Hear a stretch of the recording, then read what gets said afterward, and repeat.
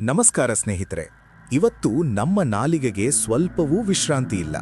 ನಮಗೆ ಗೊತ್ತಿಲ್ಲದ ವಿಷಯಗಳ ಬಗ್ಗೆಯೂ ನಾವು ಗಂಟೆಗಟ್ಟಲೆ ಮಾತನಾಡುತ್ತೇವೆ.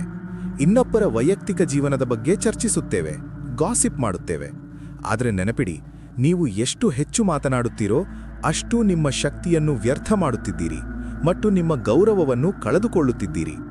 ಗೌತಮ ಬುದ್ಧ ಅಂದು ಒಂದು ಮಾತು ಹೇಳಿದ್ದರು: ಅಗತ್ಯವಿಲ್ಲದಿದ್ದಾಗ ಮೌನವಾಗಿರುವುದು ಜ್ಞಾನದ ಮೊದಲ ಲಕ್ಷಣ. ಅತಿಯಾದ ಮಾತು ನಿಮ್ಮನ್ನು ಹೇಗೆ ಅಪಾಯಕ್ಕೆ ತಳ್ಳುತ್ತದೆ? ಮೌನದ ಶಕ್ತಿಯಿಂದ ಏನನ್ನು ಸಾಧಿಸಬಹುದು?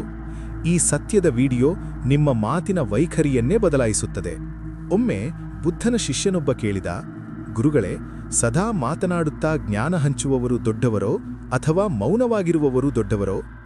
ಬುದ್ಧ ನಗುತ್ತಾ ಹೇಳಿದರು: ಸೋದರನೇ, ಕೊಳದಲ್ಲಿರುವ ಕಪ್ಪೆಗಳು ಹಗಲು ರಾತ್ರಿ ಸದ್ದು ಮಾಡುತ್ತವೆ, ಆದರೆ ಅವುಗಳಿಗೆ ಯಾರೂ ಬೆಲೆ ನೀಡುವುದಿಲ್ಲ. ಆದರೆ ಹಂಸವು ಮೌನವಾಗಿ ನೀರಲ್ಲಿ ತೇಲುತ್ತದೆ. ಅದರ ಮೌನದಲ್ಲೇ ಒಂದು ಗಾಂಭೀರ್ಯವಿರುತ್ತದೆ. ಯಾರು ಅತಿಯಾಗಿ ಮಾತನಾಡುತ್ತಾರೋ ಅವರು ಸುಳ್ಳು ಹೇಳುವ ಮತ್ತು ಇನ್ನೊಬ್ಬರನ್ನು ನೋಯಿಸುವ ಸಾಧ್ಯತೆ ಹೆಚ್ಚಿರುತ್ತದೆ. ನೋಡಿ ಸ್ನೇಹಿತರೆ, ಮಾತು ಬೆಳ್ಳಿ, ಮೌನ ಬಂಗಾರ ಎಂಬುದು ಬರೀ ಗಾದೆಯಲ್ಲ.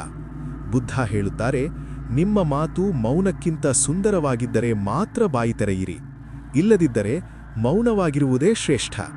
ಅತಿಯಾಗಿ ಮಾತನಾಡುವವನು ತನ್ನ ರಹಸ್ಯಗಳನ್ನು ತಾನೇ ಬಾಯಿಬಿಡುತ್ತಾನೆ ಮತ್ತು ಆ ಮೂಲಕ ಶತ್ರುಗಳಿಗೆ ಅವಕಾಶ ಮಾಡಿಕೊಡುತ್ತಾನೆ.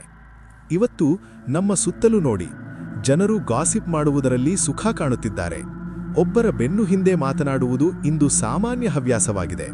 ಆದರೆ ಬುದ್ಧನ ಪ್ರಕಾರ ಚಾಡಿ ಹೇಳುವುದು ಅಥವಾ ಗಾಸಿಪ್ ಮಾಡುವುದು ನಿಮ್ಮ ಆತ್ಮಕ್ಕೆ ಅಂಟುವ ಕೊಳೆ. ಯಾರು ತನ್ನ ನಾಲಿಗೆಯನ್ನು ಹತೋಟಿಯಲ್ಲಿಡುತ್ತಾನೋ ಅವನು ತನ್ನ ಜೀವನವನ್ನೇ ಹತೋಟಿಯಲ್ಲಿಡಬಲ್ಲ. ಮೌನ ಎಂದರೆ ಕೇವಲ ಸುಮ್ಮನಿರುವುದಲ್ಲ, ಅದು ನಿಮ್ಮ ಒಳಗಿನ ಗೊಂದಲವನ್ನು ಕಡಿಮೆ ಮಾಡುವ ತಂತ್ರ.